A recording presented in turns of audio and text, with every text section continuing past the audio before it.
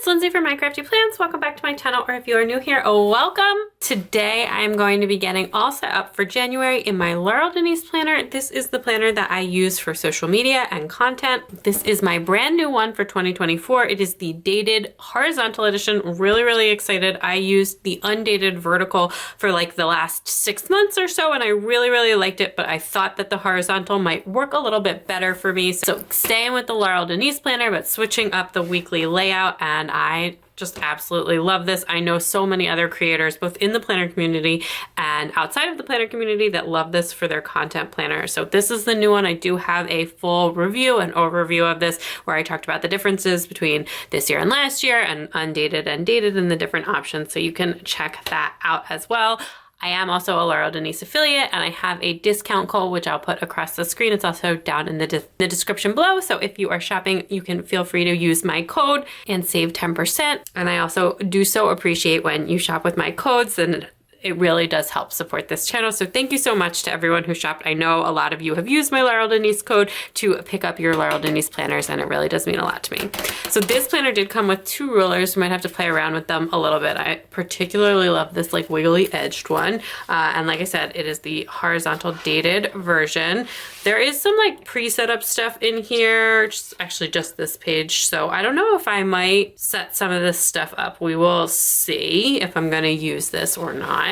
So then we have our main planner page. And the thing about the Laurel Denise planner is that it's designed to be kept open. My regular monthly calendar is off to the side there, but you can kind of see how big this is when it's open, and you can see your monthly spread, your weekly spread, and dashboard space all at the same time. Then as you flip through your weeks here, you can still see your calendar and your dashboard space, and then all the way at the back, we've got even more dashboard space. This is all dot grid, and it's part of it is covered and then part of it will be blank. So really excited. I am gonna get this all set up. I love this dashboard space so much. So we're gonna get my calendar set up and my dashboard. It's gonna be pretty similar to how I was using this last year, with some differences on the weekly, obviously, to account for the layout change and just how I was using it. This is gonna be sped up with a voiceover, so I am gonna throw it over to the voiceover and jump in. I'm gonna get started with a little bit of decoration in the calendar. Now, I do not do a lot of decoration in this planner. I just like to throw a pop of washi on there, just kind of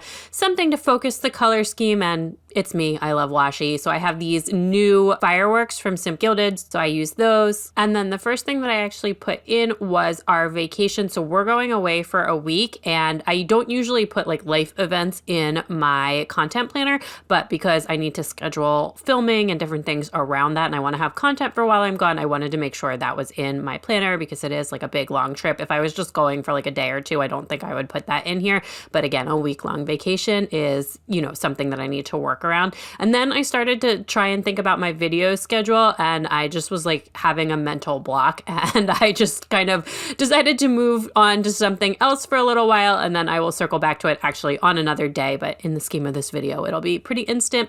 So this planner this year, this is a new addition for the planner this year. There's a habit tracker on the back page of all of the weekly spreads. This used to be a blank dot grid place, and I decided to make this like a tracker for posting. So I put like Instagram posts, Reels, TikTok, stories. My intention is not to post everything every day. I just wanted to have a place to like mark off which days I post. I thought that would be kind of cool. So we'll see how I like that. And one thing that I like about that compared to like a regular habit tracker is I can always go back and look at my channels if I forget to check in with that for a few days and then post on that, except for Instagram stories, which expire, but you can even look in your archives there to see if I need to check on that as well. After that, I took a break for the rest of the night, and then I came back the next day, and at that point I had been through a lot more of my footage, which I really needed to do because I was just feeling very discombobulated after my kind of long winter break, my post-plan miss break, if you will. And then I made a YouTube schedule, and I realized I already knew most of the videos I was going to have for this month, so I went ahead and put that in as well.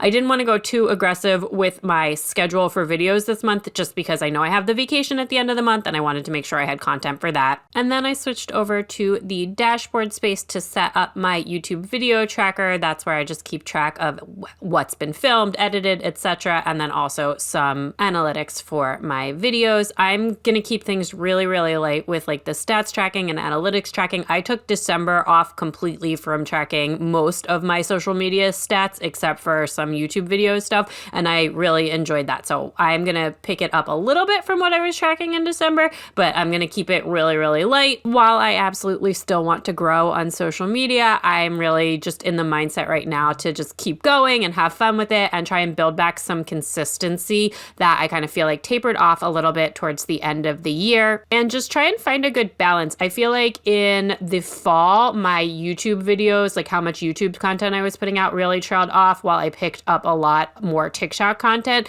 And then in December, I was so focused on Planmas and on YouTube that my Instagram posting and my TikTok posting really dropped off. So just trying to find like a good balance and mix between the different channels that still fits into my life and the time I have to devote to this. And also, more importantly, and always just producing super fun, authentic content that I absolutely love, because this is my just absolute passion. I love making content, both planner content and more lifestyle stuff. Like if you're looking for more lifestyle and mom life, definitely check out my TikTok. I post a lot more wider variety of topics of videos over there as well, which has been super fun. But I also do feel like I gave like a good preview of that kind of stuff during Planmas. I had some vlogs and different things that were really fun to do during Planmas as well. Okay, shameless plug over, back to what I'm doing on the page. So this is the rest of the tracking that I'm going to do for the month. So just a teensy bit on Instagram and TikTok. And then I keep flipping the page back and forth there so that I can see which parts are hidden and which parts are not hidden.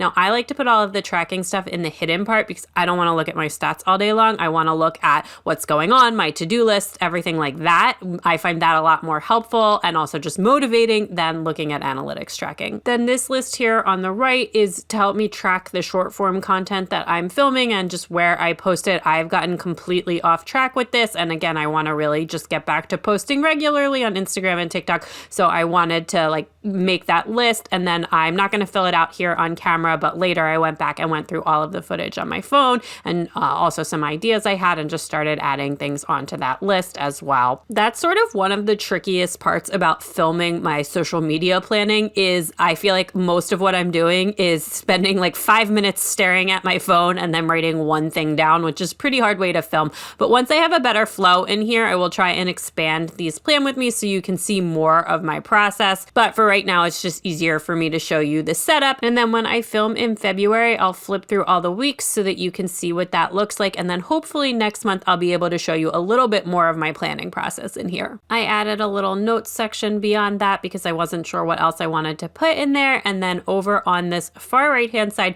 this part of the planner is actually fully blank. There is no dot grid space over here. I kind of wish it was dot grid just the way that I use this, but I understand that people like a different mix of spaces, and I just try and be really careful when I'm writing.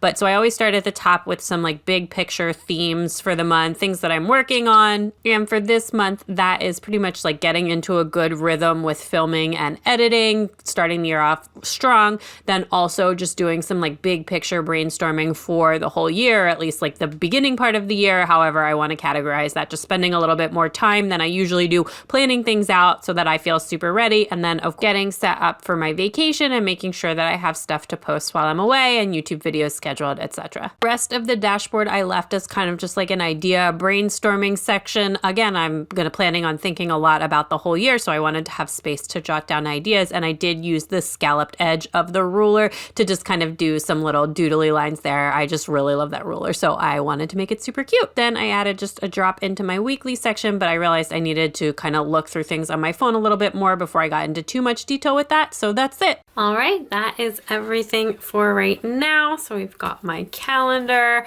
weekly, which I will work on. And once I'm feeling like a little bit more comfortable in here, I will try and show you more of my weekly planning process. Right now, I need to go through a lot of footage and files and just phone stuff before I'm ready to do that though. But I will keep using this throughout the month, and I can give you a flip through how this turns out when I do my February setup for next month. See how this little tracker back here with the habit tracker goes. We've got my dashboard space, always my favorite space in this planner, and that's it. So thanks so much for watching. Don't forget to subscribe if you haven't already. You can also check me out on Instagram and TikTok at My Crafty Plans for even more planner fun, and I will talk to you all soon. Bye.